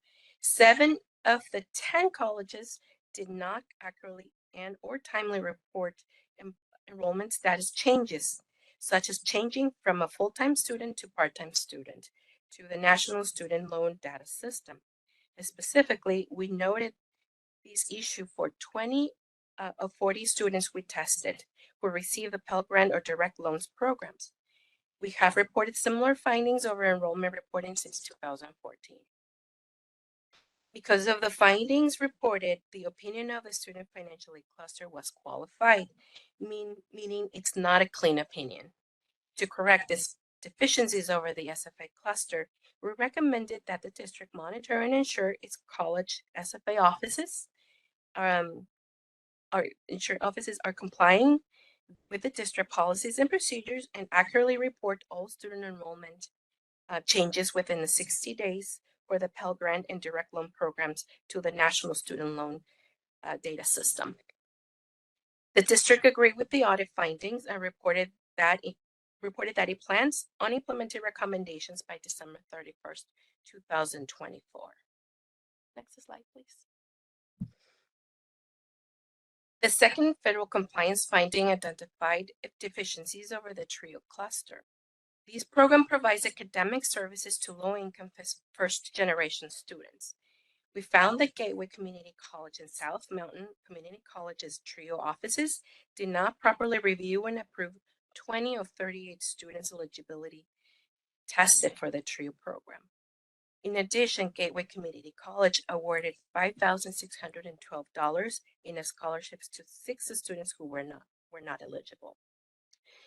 We recommended that the district require an independent review and approval of all student eligibility determinations by an independent and knowledgeable employee. Train employees responsible for administering the TRIO programs on district-wide policies and procedures, and work with Gateway Community College and the U.S. Department of Education to resolve the $5,612 in question costs. The district reported that it plans to correct the deficiencies by June 2024. Next slide, please. The third federal compliance finding identified deficiencies over the Higher Education Institutional Aid Program. This program is administered and awarded separately to the colleges.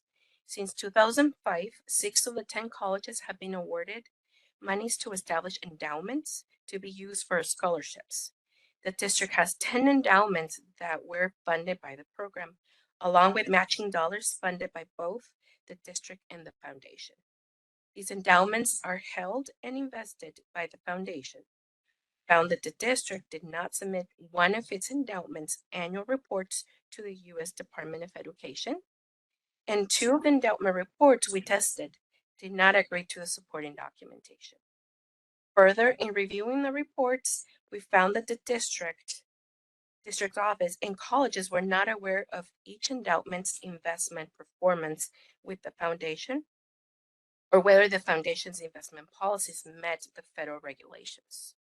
Because of the finding reported, the opinion on the federal program was qualified, meaning it wasn't a clean opinion. We recommended that the district office should develop and implement written policies and procedures to require colleges to review reports for accuracy before certifying and submitting them to the U.S. Department of Education, update its endowment contracts with the foundation to comply with federal regulations, and designate an employee to monitor the endowments with the foundation to ensure the endowments are properly accounted for, spent, and invested in accordance with the federal regulations. The district reported that it plans to correct the deficiencies by December 31st, 2024. This completes our presentation of the district's the fiscal year 2023 RE reports and associated findings. Are there any questions that we can answer? Board members, are there questions for the team from the Auditor General's office? Seeing none, Ms. Perry, thank you to you and your team for being here and for providing the slides and materials in advance. We appreciate that very much. Ms. Cornell? I want to thank the President Bittersmith, thank you, and members of the Governing Board and Chancellor Gonzalez for allowing us to present our audits, results, and findings today. And I would like to thank this district staff once again for their cooperation on the audits. We have a positive professional working relationship with the district management staff. Thank you. Thank you very much for that. Thank you, Ms. Bernier. President Bittersmith and members of the board. Last Friday, we did share with you a far more detailed update of the corrective action underway for the findings that you all just saw in nice big print on screens in front of you. And those were all noted, of course, in the fiscal year 23 audit. I wanted to just take a couple of minutes and provide a couple of highlights for this evening for the audience, if you will. For finding number, financial statement finding 23-01, this is the finding which is all about approving employee timesheets before they're paid. I wanted to share that we have deployed a cadre of efforts, including adding calendar reminders to time approvers, calendars, emails, reports of supervisors not having approved time, tracking of various approval rates, and we are already seeing improvement. The latest being for the pay period ending April 5th, we had a 98.33% of all transactions were approved by supervisors, and that has continued to improve over the past 3 cycles that we were monitoring. So we hope to continue to see that improve. We are anticipating that we will likely have this finding again in fiscal 24 due to the fact that we implemented these changes this spring. So more than likely we'll see some same information, but hopefully in the last quarter we'll be able to show that we have a much higher compliance rate. And we are always looking to see what other ways we can impact changes in this space. So what we're trying to do now is really an intervention to remind supervisors of their responsibility to approve time worked on behalf of their direct reports, if you will. And then if I can shift attention to single audit finding 2023-102, this is related to the TRIO cluster. Again, it was a repeat finding from the prior year. I wanted to share that these are issues noted with TRIO programs at a couple of our colleges. The third item that was noted was a question cost for gateway that has been fully resolved, and we anticipate no issues with that going further. We do have meetings underway with applicable teams at the colleges and district office to develop as well as train on any necessary procedures. And we do expect to have that work completed by June 30th of 2024. So as we continue to provide updates in these spaces, we will also provide updates as to when we anticipate completion or resolution of the issues. We're just always fighting against time. That's just kind of how it works. We're talking about findings noted from the 23 audit, and we're getting prepared to have the entrance meeting for the 24 audit. So as much as we try to get ahead of things, sometimes we just find ourselves behind. So I just want to thank you all very much for allowing me the opportunity to provide this update, and happy to take any questions you all may have. And I do Thank you, Ms. appreciate the report on behalf of the Auditor General's office. So. Again, echoing my thanks, and thanks, Ms. Granillo. Board members, are there questions for Ms. Granillo? Seeing none, Thank you. we appreciate it. All right, let's move on to monitoring reports. We just have one item under that. The budget analysis report for Fund 1, general unrestricted funds for the 9 months ending March 31st, 2024. Board members, are there any questions? I'm not hearing anything voice in the sky, so good, that's great. Let's then move on to community linkage. And let's start, Mr. Burnett. Do you have anything to report? Nothing to report this time, Madam President. Ms. Butler. Thank you very much. First of all, I was honored to attend Gateway's Gecko Legacy Society event late March. And it was for people, it was honoring people who were donating, making legacy gifts to provide scholarships for students. They had a student there that was a recipient of a scholarship. It was a really wonderful event, and I appreciated being able to be there. Also putting on my foundation, my Maricopa Community College Foundation hat. I want to remind you all that we have our annual day of giving. It's super important. It's called Be a Student's Hero. It's coming up on May 3rd, so just right around the corner.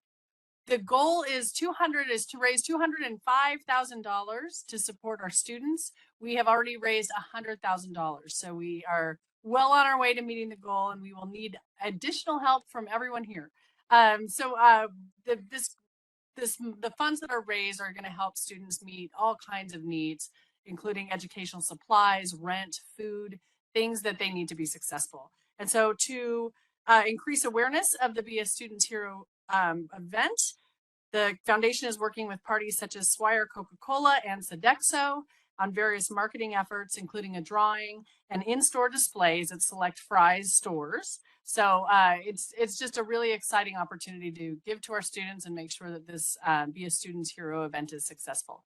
You can find information on the Maricopa Community College Foundation's website. So please go there and give generously. And that's all I have to report. Thank you. Thank you, Ms. Butler. Ms. Davis?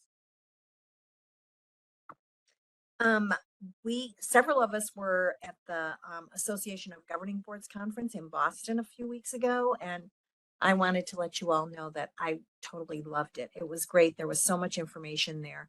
I went to a lot of the student success workshops there, and I feel like we are really on the right path because they talked about the importance of work-based learning, extracurricular involvement, and faculty who cared. So thank you all for what you do. And then finally, last week or 2 weeks ago, I went to a cybersecurity and AI event at Estrella Mountain Community College. It was amazing. I came home kind of scared, but I have been experimenting with ChatGPT. So it was a great event. That's all I have. Ms. Smith? I will just add that I attended the Strategic Planning Committee meeting on April 1st, looking forward to future meetings and looking forward to upcoming graduations where I'll be joining at least one. Thank you. Dr. Thor? Thank you. We change up the order here every day. I was expecting Mrs. Sullivan next, so I'm happy to go. On March 29th, I attended the relaunch of the Women's Leadership Group that has been renamed the Women's Networking Group. And it was a very well-attended event, and I enjoyed serving on the panel with Dr. Armour and with Dr. Tiffany Hernandez. And Darcy Renfro was posthumously recognized as this year's Woman of Distinction. On April 3rd, I attended Congressman Greg Stanton's State of the District address, which was sponsored by the Tempe Chamber and was hosted by Rio Salado. April 19th, I represented the board at the Phoenix College ACE program graduation, and this was a very impressive event. 136 program graduates were recognized, and there was standing room only in the Bullpit Auditorium. They even had an overflow room set up. Most of these high school graduates have earned more than 30 college credits and some associate degrees.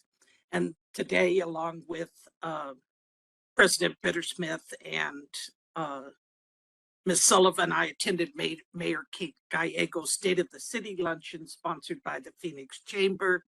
And as Dr. Gonzalez mentioned, the mayor gave us a number of shout outs during what I would characterize as a Phoenix Pride presentation. It was a very feel-good event. Finally, as the board's policy chair, I see a need for a clearer delineation of what counts as policy, administrative regulation, or procedure, as well as a greater clarity on what goes to the board for approval and what does not. A start is to review our current practices. In particular, especially given the upheaval that employee groups and their policy processes have been through in the last 5 years, we need to ensure that those systems are shaped to be effective components of a collaborative process for generating recommendations for their handbooks, manuals, and agreements. Therefore, Chancellor, with the agreement of the board president, I'm requesting a review of the employee group structures and their policy development processes in preparation for a policy structure overhaul. That concludes my report. Thank you, Dr. Thor. And in your role as policy chair, I think your suggestion makes sense unless there are objections from anyone on the board. And I'm seeing none. So thank you for your action in that regard. And we look forward to further conversations. Thank you. And just to be sure, Dr. Narini, can you still hear us? I can still hear you. Do you have a community linkage report or a vacation report? Either one will do. I have a brief one since I've been out of the country most of the month. First, I want to thank everybody who's been working on the course fees and all the effort that's gone into that. So thank you again for that. And according to tradition, I just want to let Glendale know that I am riding today with my Girls Get IT t-shirt on that I got by attending their event last month. So with that, it concludes my report. Thank you so much, Dr. Reed. Be safe. We want updates on your travels. Thank you. Ms. Sullivan? Thank you, President Bittersmith. A couple of things I want to say out loud. I really liked the South Mountain Call to Action Challenge. I think that hearing not only from the students about what they're observing, but challenging all of us as a community to think about their issues is critically important as we look at the issues of student success and what's important to help and support them to move forward to their ultimate achievement and interests. So kudos to them. I'm sorry that they left and I couldn't say that out loud soon enough, but that really struck me as why we sit here to listen and why they have the courage to come in front of us to say their interests out loud. So kudos to them. And Dr. Daniels, if you would just express that to them. I appreciate that. Also, in terms of the audit report, thank you for that. Yes, we get the material. I do want to say out loud that the due diligence of a governing board to fulfill its fiduciary responsibility is critical.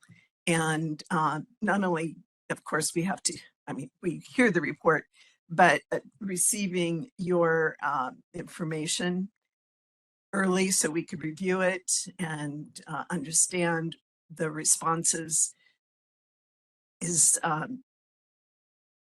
think, important. And I want to also say thank you to you for doing that. It made our job easier this evening in both listening but understanding the steps that you're taking to address that. So thank you and thank you. So what have I been up to? Well, maybe not enough and maybe too much, who knows?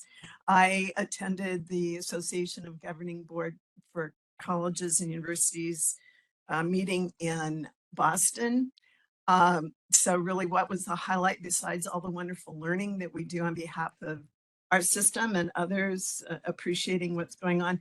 I will throw out that one of my highlights was actually being in an Irish pub and enjoying, well, maybe I can't say this out loud, having a good time in an Irish pub in Boston, Massachusetts. In Boston. Yeah, stays in Boston. There are photos, and I won't say any more on that. No, anyway, the opportunity to be with your colleagues and to learn together is highly important.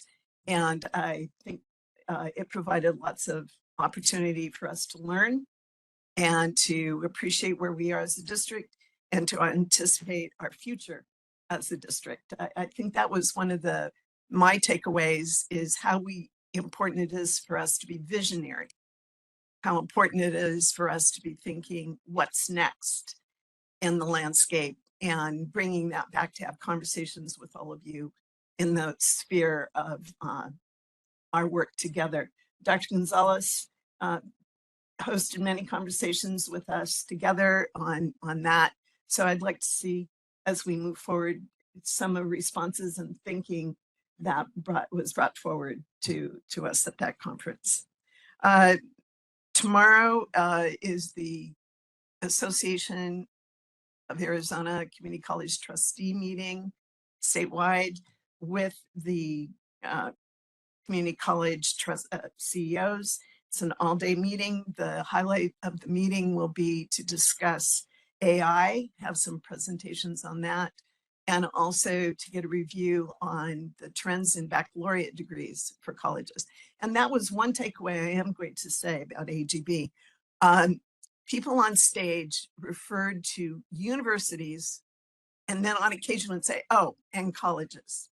Well, if some of you don't know, I sit on that governing board. So one of the first things I did was write a note and say, no, it's not universities. And then, by the way, colleges. It is universities and colleges together in the realm of higher education.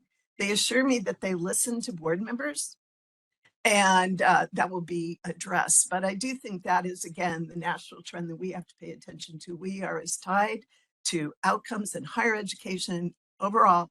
And okay, I'm getting passionate there, so I'll calm down. But I do think that that's critically important. We need to change the conversation where it's not at, oh, by the way, but it is universities and colleges together. And I think our offerings of baccalaureate degrees reinforces that position, but also doesn't make us second-class citizens in many people's views. So we will continue to advocate and say those things out loud so that we can be part of the big landscape and understanding the role of governance and teaching and learning. So just a comment there. So on the other piece, I did attend at Scottsdale Community College their recognition of their Armenian genocide memorial. And thank you, Dr. Marcio, for putting that together. And thank you for the invitation to be there. Given what's going on in the turmoil of the world, it was really telling to be part and experience the community, to acknowledge the genocide that occurred as a result of World War I, when people were interested in taking over land, and the fight still exists today, but that was very moving. So thank you for letting me attend there. One of the highlights of my week was really fun. And if anyone knows how I can get a t-shirt and give it to Dr. Narini, I attended the Mariachi Festival at Phoenix College on Saturday. And it started with a celebration of Tolleson Elementary School's mariachi group. The youngest person was a third grader playing a violin with all these others. The music was incredible, the singing, and the celebration of community was top notch. But as Dr. Narini was talking about his girls get it t-shirt. I was thinking we probably should find one for him, even though he wasn't there, but maybe we could just, put it. Anyway, today was the Mayor's Luncheon, was there. Also went to the Greg Stanton breakfast. And I mentioned tomorrow what we'll be discussing. And I wanted to sum up and say, I look forward to the convocations and the graduation ceremonies that I will have the honor to attend. So thank you. Thank you, Ms. Sullivan. I will just commit, I too was in Boston at the Association of Governing Boards meeting. I want to just report to the group here. I had the privilege of being in what's called the Leadership Summit in my role as board chair, which was a open conversation about things happening. And yes, there was a little bit of a slant between community colleges and universities, but I wanted to let the team know that there was great interest in the fact that we were offering bachelor's degrees, successfully offering and getting ready to graduate with handing out diplomas in a few weeks. There was also great enthusiasm and a lot of questions about the board's role in community outreach and political engagement. That seemed to be a foreign topic for most of the people in the room. And so they just let me talk about what this board, in companionship with a team effort with the leadership team of the district, have us do. And that was a real positive experience, I think, and hopefully a learning experience, not only on my end, but on their end, about how we can work together to make things better for both our students and obviously our administrative team. This morning, Dr. Gonzalez and I participated in an event at Phoenix College that featured the Deputy Secretary of Commerce and the head of NTIA, talking about the success of grants and having access to digital services, not only for our students, but for their families potentially. That was a great event. I think it was a very positive event. Great response from our visitors from Washington, D.C. Thank you, Dr. Britt, for your team's work and for the External Affairs team's work. It went extremely well, and I think it was very, very positive. Followed by the Mayor's Lunch that you've heard about from several others. I mentioned the comments and outreach from the mayor herself, but also a very positive attribution from the head of the Phoenix Chamber, which hosted the luncheon, about our role and pending issues that impact us. And I thought that was a very positive addition. So all in all, great response from community folks about what we're doing here at Maricopa. I will just close with that report that one of our guests this morning at Phoenix College said as they were coming in, and he was a gentleman from the NTI, say, Maricopa is the place everyone wants to be. That was pretty telling from a guy from Washington who had not been on our campus before. That seems to be the mantra. And I think Dr. Gonzalez heard similar things as well. So I think that's a credit to all of the work that the team sitting here in the room and those that are not with us, but part of what's happening in the change here in Maricopa are experiencing. So with that, I will move on to reminding us that we do have our next meeting is the 14th of May, which is the agenda review meeting at 4:30, followed by an executive session for the board on litigation update. And then on May 28th, we have our public hearing, followed again by a special session and a regular board meeting at 6:30 here at Rio. And obviously that's the public hearing for our financial assessments. I have seen no other business other than to remind board members, don't leave quite yet because I also need your signature in a document. So having no further business, this meeting stands adjourned.